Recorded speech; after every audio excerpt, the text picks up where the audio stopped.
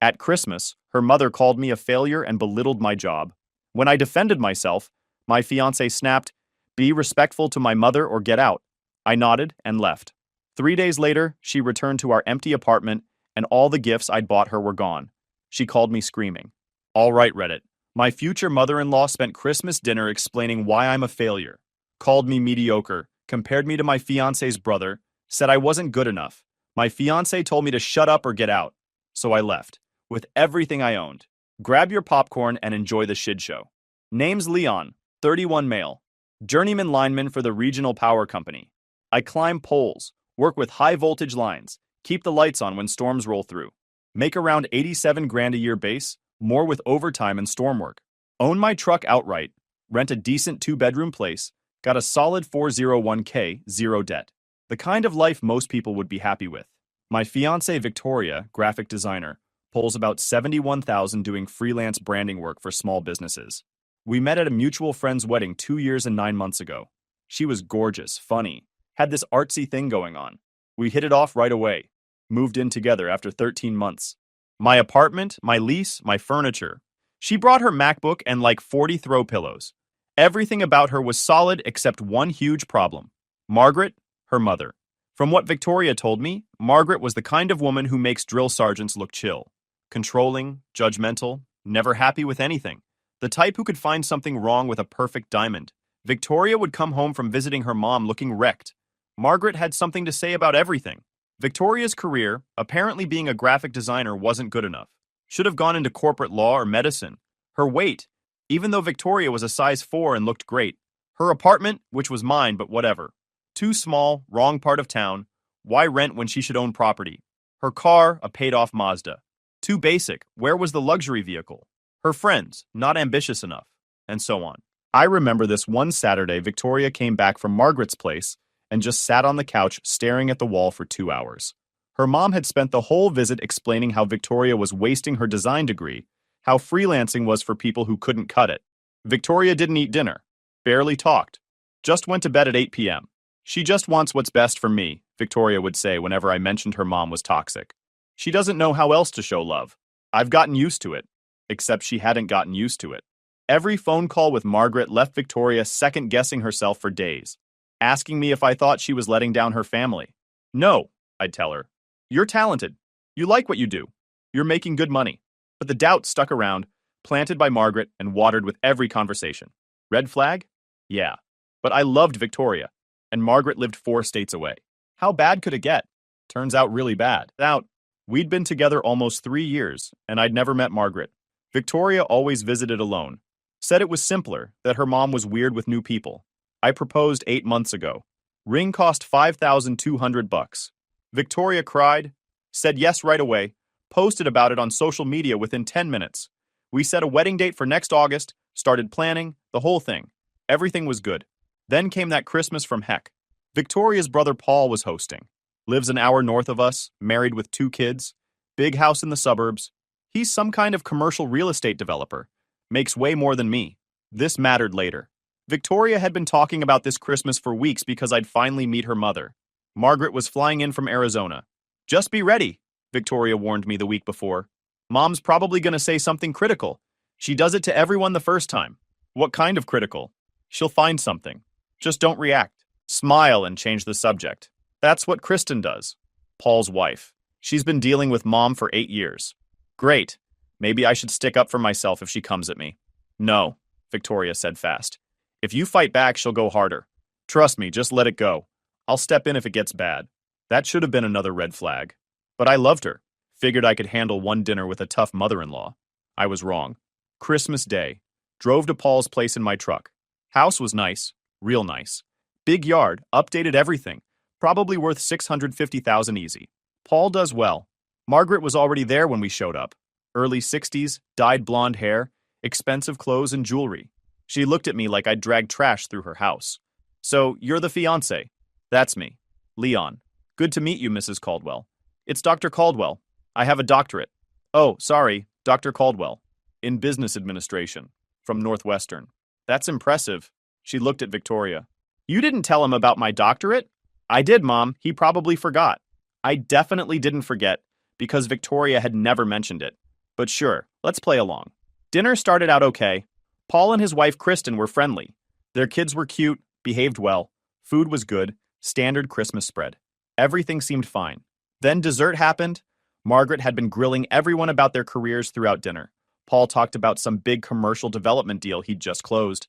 Kristen talked about her boutique marketing agency's best year ever. Then Margaret set down her glass and turned to me like a lawyer about to destroy someone on the stand.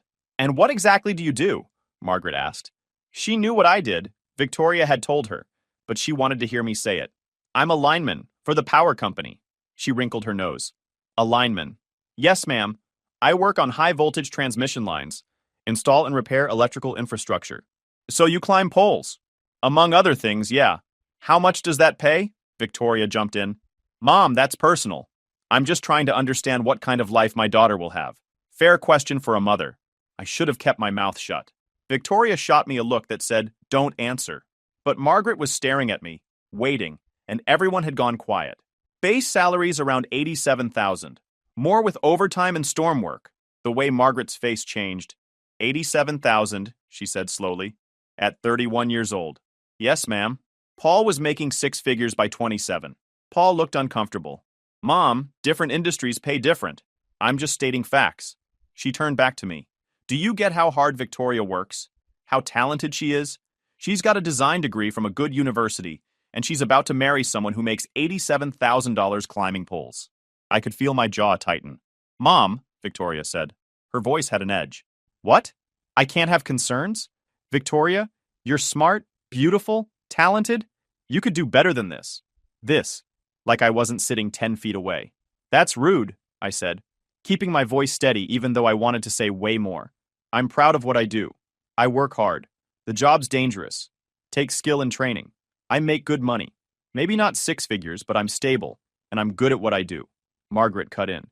"Stable is what average people call themselves when they want to sound successful. You're a utility worker who's convinced himself he's doing well. My daughter is an artist.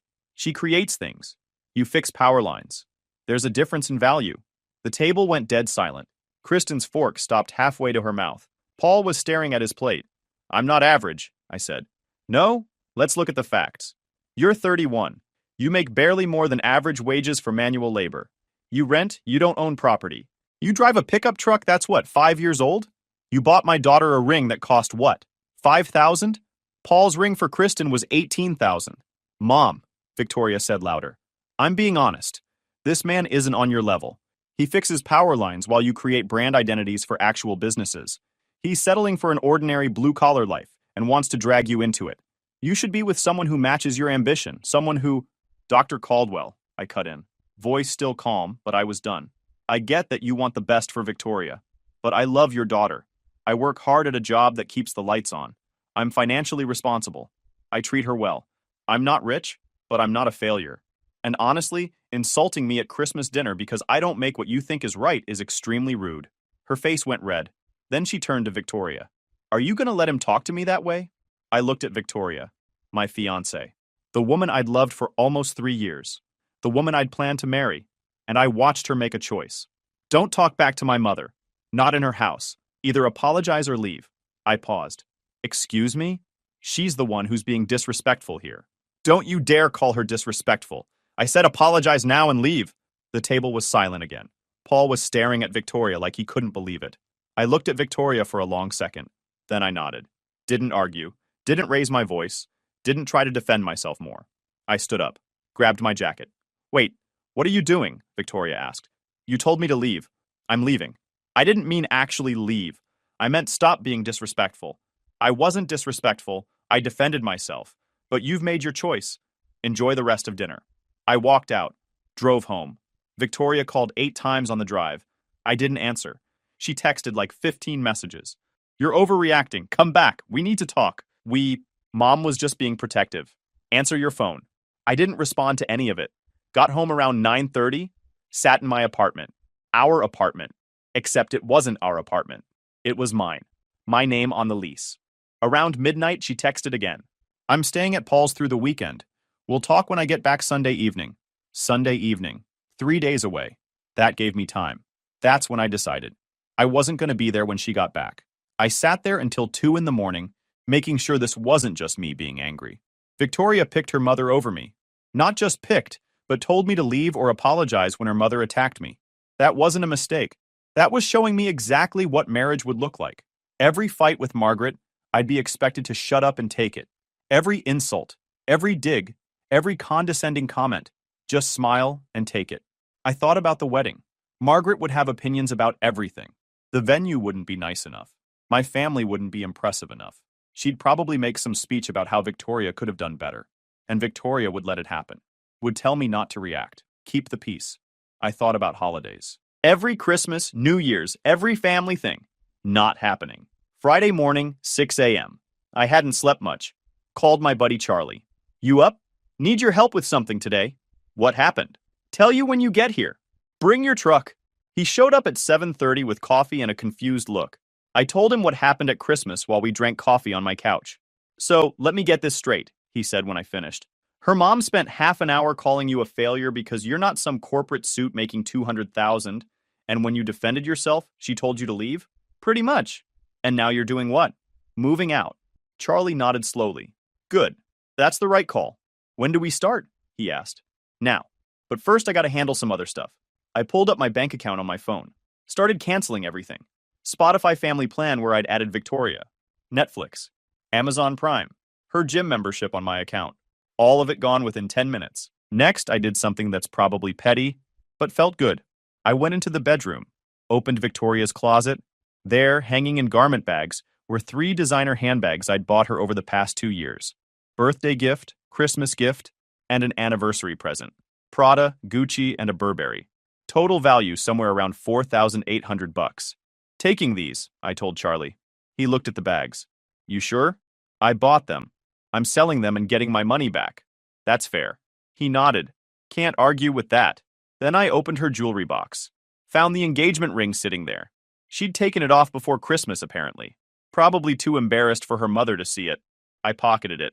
Definitely taking this back, I said. Engagement's off.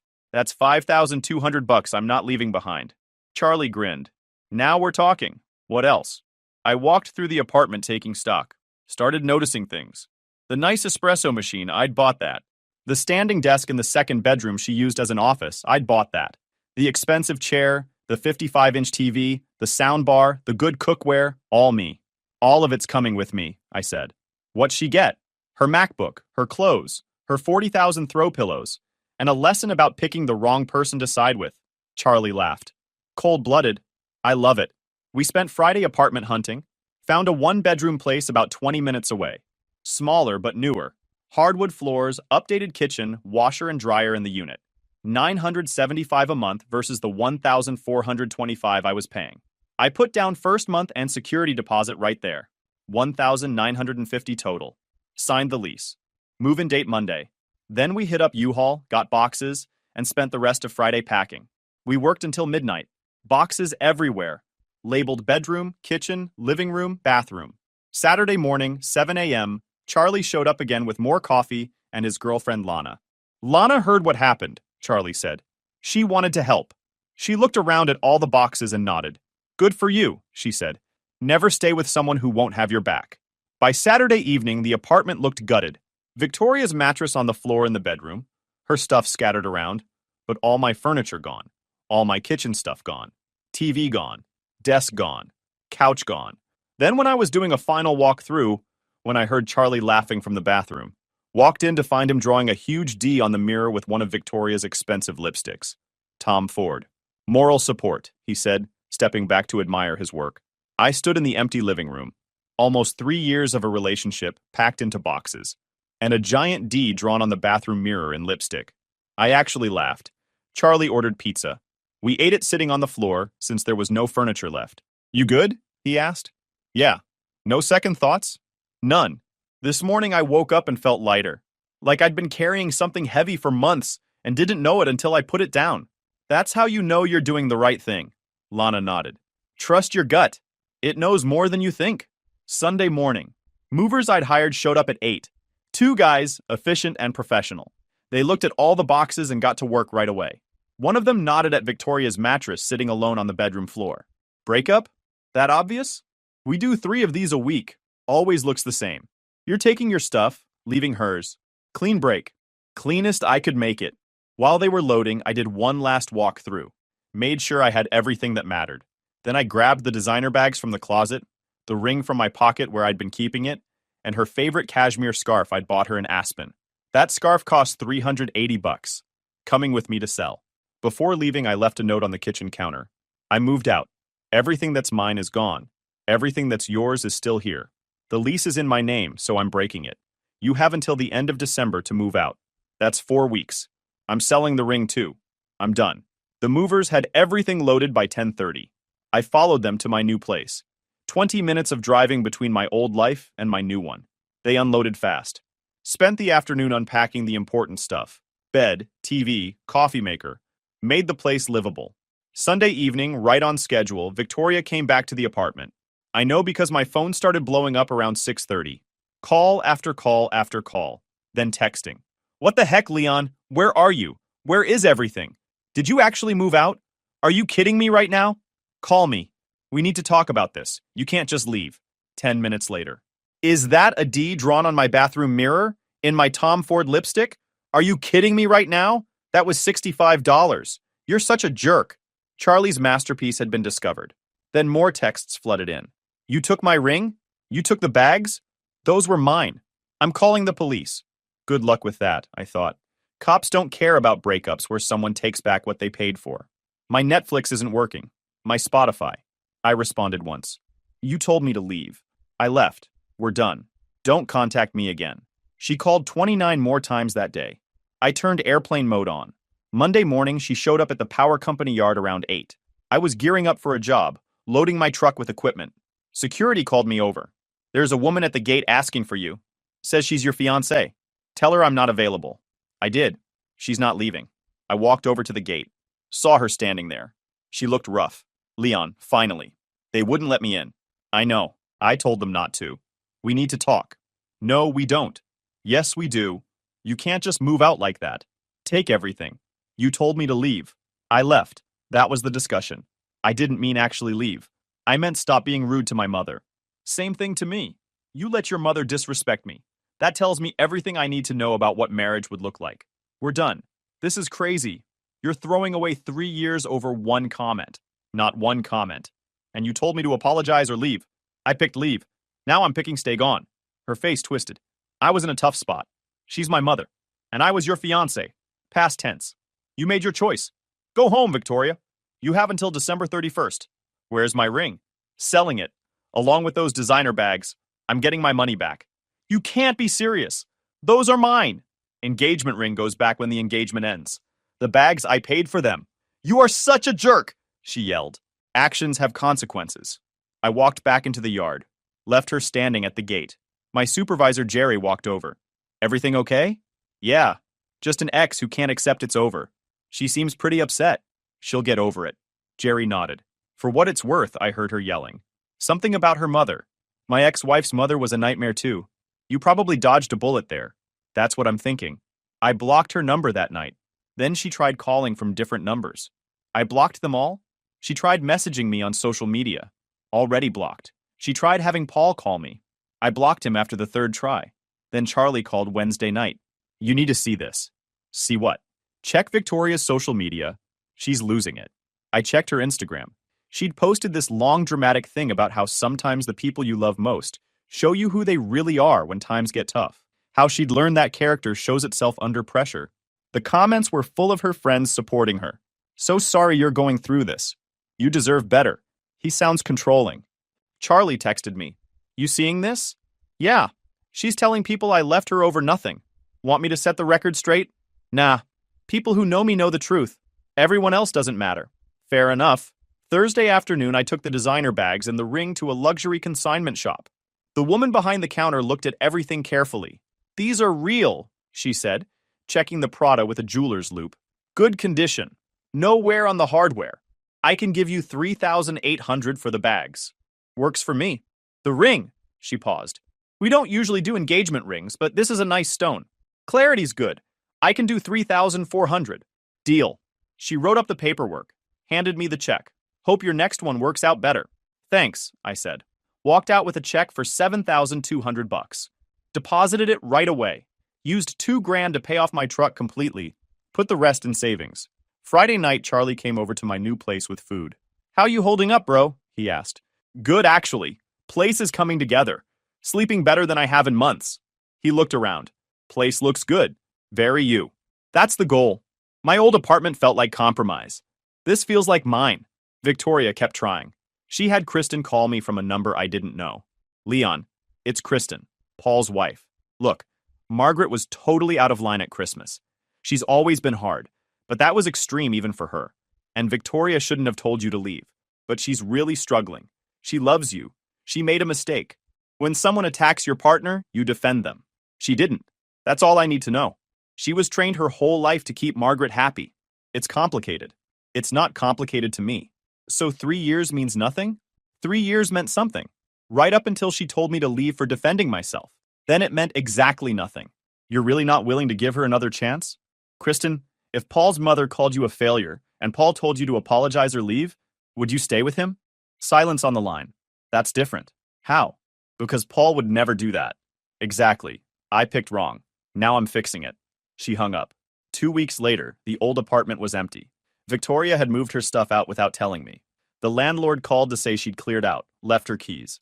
I paid the lease breaking fee, $1,100. Didn't even blink. Worth every penny to be done with that place. A month after Christmas, mutual friends started reaching out. Apparently, Victoria was telling everyone I'd left her over a minor fight with her mother, that I'd stolen her stuff and disappeared, that I was unstable and controlling. I set the record straight where it mattered, showed people texts if they asked, explained what actually happened. Most people who knew me believed my side. The ones who didn't weren't worth my time. I didn't need them anyway. Charlie and I went out for food about 6 weeks after the breakup. "How's the new place treating you?" he asked. "Great. Bought some new furniture, put up some stuff on the walls." "Meeting anyone new?" "Nope. Not really in a rush." "Good call. Take your time." Lana, Charlie's girlfriend, joined us later. She'd heard the full story from Charlie. "For what it's worth," she said, "I think you handled it perfectly." "Thanks. I just didn't want to drag it out. She showed me who she was. I believed her." End of story. Work was good. My supervisor Jerry mentioned they were looking to promote someone to crew leader. More responsibility, more money. I applied, got it 2 weeks later. Salary bumped to $94,000 base. Still not 6 figures. Still apparently average by Margaret's standards. Still totally fine with my choices. I ran into Paul at a gas station about 3 months post-breakup. He saw me, looked like he wanted to avoid me, but I waved him over. "How's it going?" I asked. "Good. Can't complain." "You?" "Good. New place is working out. Got promoted at work. Life's solid." Awkward silence. "Look, for what it's worth, I'm sorry about Christmas." Mom crossed the line. "I appreciate that. Victoria's still pretty messed up about everything. That sucks. She asks about you sometimes. Thinks maybe you guys could talk. We can't. What happened at Christmas wasn't about your mom. It was about Victoria picking to defend someone who attacked me." Paul nodded slowly. Kristen said the same thing. Said if I'd done what Victoria did, she'd have left me too. Smart woman. "Yeah." He paused. "Victoria's working on stuff. Seeing someone about it. Setting boundaries with mom. Good for her. Hope it helps. You're really not interested in trying again?" "Nope. I believe people when they show me who they are the first time." He didn't have anything to say to that.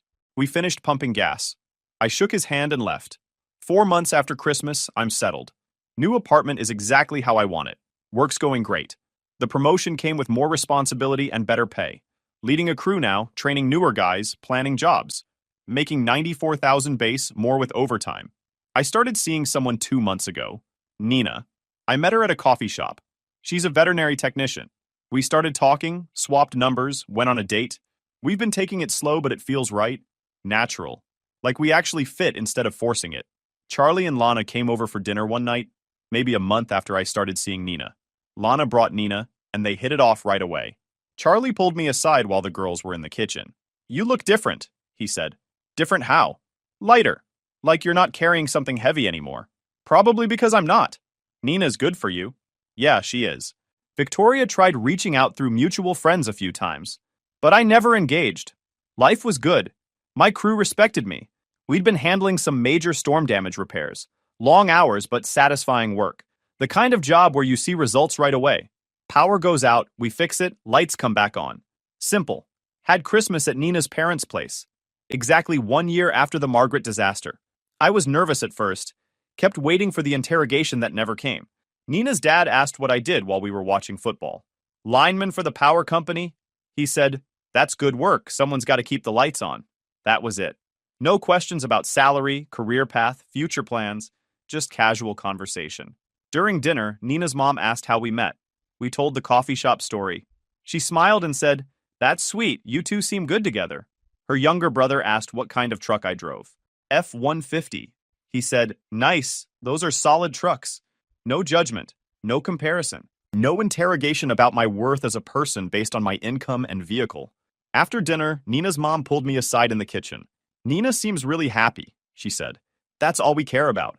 You treating her well?" "I try to." "Then you're doing great." She patted my arm and went back to the living room. The difference from last Christmas was huge. I told Nina about it on the drive home. "Your parents are good people," I said. "They are. They just want me to be happy." January rolled around. New Year, same solid life. Nina and I celebrated New Year's Eve at my apartment. Pizza and watching the ball drop on TV. It was perfect. "You know what's nice?" she said around 11 p.m. "What?" "This. Just existing together without drama. Just us. That's all I wanted. Turns out it wasn't complicated. I just had to find the right person. Or the right person found you." She kissed me. Happy almost New Year. Work stayed busy through January. Storm season kept us running. Then she showed up. First time I'd seen her in months. I was working a late shift one Thursday, got home around 10 p.m. Tired, ready for a shower and bed. Pulled into my apartment complex parking lot. Noticed a car I didn't know sitting near my building. Engine running, lights on. I parked, grabbed my gear, headed for my door. "Leon?" I turned. Victoria was getting out of the car. Totally sober and composed. Dressed nice, hair done, makeup perfect. "Victoria, what are you doing here?" I asked. "I needed to see you. You blocked me on everything. This was the only way. There's a reason I blocked you on everything. Please, just give me 5 minutes. That's all I'm asking." I should have walked inside and locked the door. But there was something about the way she looked. Desperate, but trying to hide it. I was curious what she'd say. "5 minutes, I said. "Not inside. Right here." She nodded. Took a breath. "I made a mistake," she started. "At Christmas dinner. I should have defended you. I should have told my mom to shut up. But I panicked. I've spent my whole life trying to keep the peace with her, trying to be what she wants, and when she went after you, I just froze." "Okay." Silence. "That's it? Just okay? What do you want me to say, Victoria? You told me to leave. I left. That was a year ago. Move on." "I know. And I've spent that year working on myself. I cut my mom off. Haven't talked to her in 8 months. I'm seeing someone to work through all the toxic patterns she created. I'm fixing it, Leon. I'm actually fixing it. Good for you. Is that all you're gonna say? Good for you?" I looked at her. Saw the desperation she was trying to hide. The hope that I'd suddenly forgive everything. The belief that if she just explained it right, I'd come back. "What do you want from me?" I asked. "I want another chance. I want to show you I've changed. I want us to try again." "No." The word hung. "What?" "Leon, I just told you I cut off my mom. I've been working on myself for months. I'm not the same person. Maybe you're not. Doesn't change anything. Also, I'm with someone new." She froze. "You're what? You already moved on?" Her voice started raising. "Are you serious? What did you expect me to do, Victoria? Sit and feel sorry for myself? I told you I'd moved on." "That's unfair. How could you do this to me? I've been trying to fix things, and you're already screwing someone new?" "I don't care," I cut in, keeping my voice level and flat. "It doesn't change what you did. Things between us ended the moment you decided watching me getting disrespected was fine. I'm done, Victoria. I'm not going to repeat this over and over for you. Aren't you tired? Just go see your life. Move on." "So that's it? You're just done? That shows you didn't even love me on the first place. If you loved me, you would fight for me." "Nope, it's not worth it." Her face started to crumble. She tried to hold it together, but I could see the cracks forming. "I love you," she said quietly. "I still love you. I never stopped loving you." "That sucks." She was crying now. "What about everything we had? What about all the plans we made? The wedding we were planning? The life we were going to build? I built a new one without you in it." "With her?" She said it bitterly. "A new girl who doesn't know you like I do. Do you think this will last? She's just using you. No one will love you like I did." "Yeah, with her." She was sobbing now, full on crying in my parking lot. "I can't believe you're this cold. she said between sobs. This isn't you. This isn't the man I loved. No, this is exactly me. You just never had to see this side because I never had to walk away from you before. She dropped to her knees. Right there in the parking lot, didn't even try to make it look graceful. Just collapsed onto the pavement like her legs gave out. Please, Leon. Please. I'll do anything. I'll prove it to you. Just give me a chance. One chance. That's all I'm asking. I looked down at her. This woman I'd once planned to marry, on her knees in a parking lot, begging me to take her back. Stand up, Victoria. Not until you say you'll think about it. I'm not thinking about it. Stand up. Leon, please, I love you. I love you so much. I made one mistake, and you're throwing away 3 years. That's not fair. You threw away 3 years when you told me to leave. I just took you seriously. She was sobbing so hard she could barely breathe. Makeup running down her face. Snot and tears mixing together. She looked destroyed. A neighbor walking to their car stopped and stared. Great. Now I had an audience. Victoria, stand up. You're making a scene. I don't care. She screamed it. I don't care about making a scene. I don't care who sees. I want you back. I want us back. Why can't you just forgive me? Because I don't want to. I looked at her without any emotion. You asked me what you have to do to fix this. There's nothing. It's not fixable. You can't undo showing me exactly who you are when things get hard. She was hyperventilating now, gasping for air between sobs. I can't do this without you. I don't know how to do this without you. Figure it out. I moved toward my door. She grabbed at my leg. I stepped back. Don't touch me. Please. Leon. Go home, Victoria. I can't. I can't go home. I can't keep living like this. Knowing I destroyed the best thing in my life. Knowing you're out there with someone else. I can't do it. That sounds like a you problem. I said it flat and cold. Her face twisted into something between rage and despair. You're mean. You're cold and mean. I walked to my door, unlocked it. She was still on her knees, sobbing, mascara running down her face in black streaks. Please just talk to me. 5 more minutes, that's all I need. Your 5 minutes are up. Go home. I walked inside, closed the door, locked it. She pounded on the door for like 30 seconds. Then I heard her sobbing turn into wailing. Full breakdown. I texted my neighbor, the one who'd seen the whole thing. Sorry about that, my ex. She's leaving. He texted back. No worries, man. Want me to call someone? She'll leave on her own eventually. But thanks. 10 minutes later, I heard her car start. Looked out the window and watched her drive away. She was still crying so hard.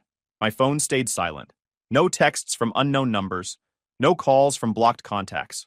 Nothing. Just silence. I took a shower. Made some food. Sat on my couch. Nina texted around midnight. You awake? Yeah, what's up? Just wanted to say goodnight. And that I'm glad I met you. Same. Good night. Life's good now. I'm still making what Margaret would call average money. Still working my apparently beneath her daughter job. Still driving my not good enough truck. Still renting my unimpressive apartment. But I'm happy. I'm with someone who thinks I'm enough. I'm not managing toxic family dynamics. I'm not wondering when the next crisis is coming. I'm just living my life the way I want to live it. Some people show you who they are when things get hard. The smart ones pay attention the first time. Guys, we are so close to hit 100,000 subscribers on this channel.